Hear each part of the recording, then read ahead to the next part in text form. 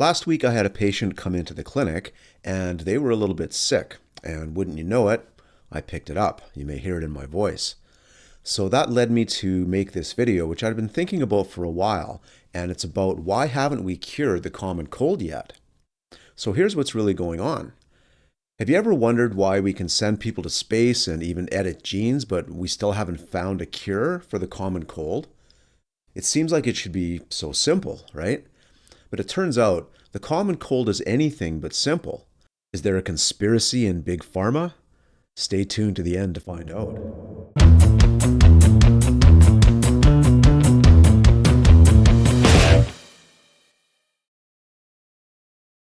Welcome to the channel. I'm Gary Carlson, a health researcher working full-time in physical therapy, and I love cool health stuff.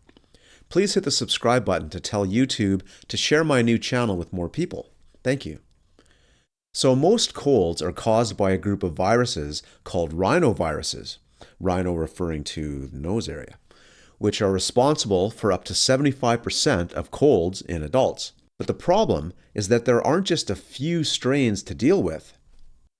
There are over 160 different types of rhinoviruses, and they're all circulating at the same time.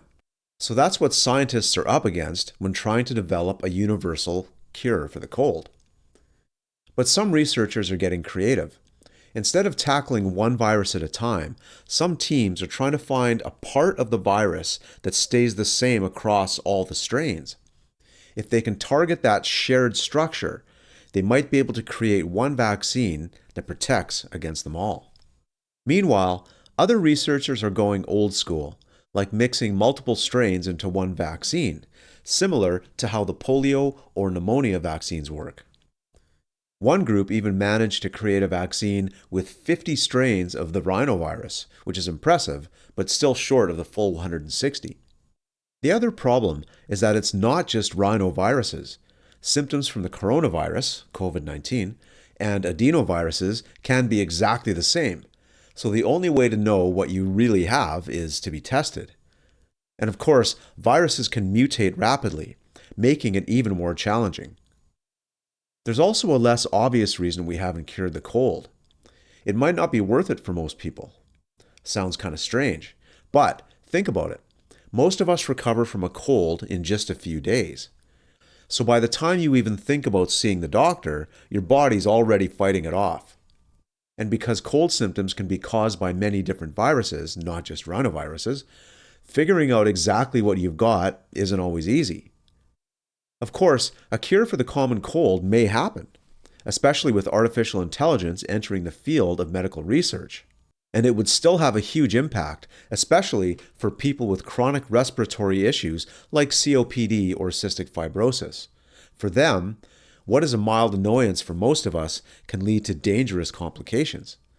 So while it might not be a priority for everyone, the search for a cure continues, not just to ease the sniffles, but to save lives where it really matters. But wait, some of you might be saying, isn't there a conspiracy among Big Pharma to keep us sick, so we need to spend more money on cold medications?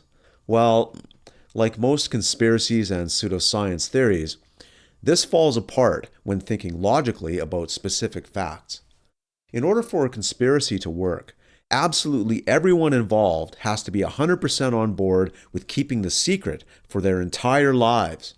Otherwise, damning information will get out that will expose and destroy the conspiracy and implicate those involved in legal action and financial ruin.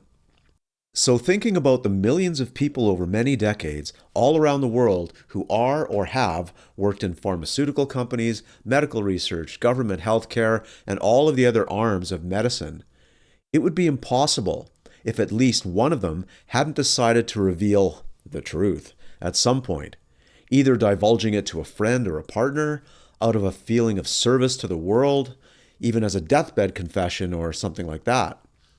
So as fun as it might be to think about, the answer is no, there is no great conspiracy. Oh, but maybe I'm in on it too. As always, extraordinary claims require extraordinary evidence. See you next time, and be well.